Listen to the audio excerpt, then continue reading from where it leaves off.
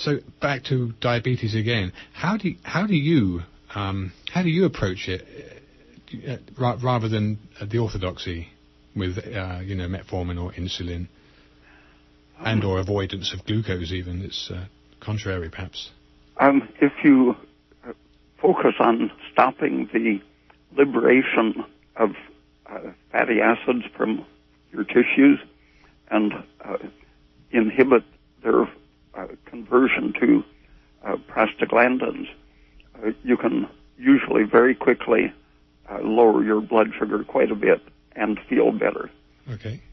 And the two chemicals that are most practical for lowering free fatty acids and stopping the stress reaction are niacinamide, which has many effects, but the first one that it's commonly associated with is inhibiting the lipase that liberates fats from your fat stores.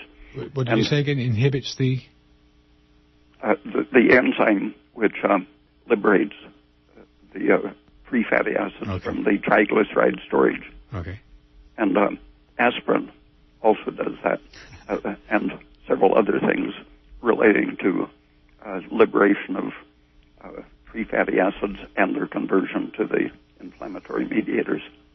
Okay, so both niacinamide and aspirin do that job of decreasing the liberation of free fatty acids. Do you know the mechanism by which that's working?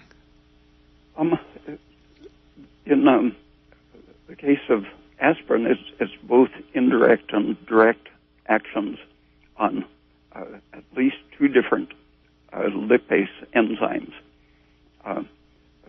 Both phospholipase and the adipose hormone sensitive lipase that insulin controls. So insulin deficiency in itself liberates more of the free fatty acid.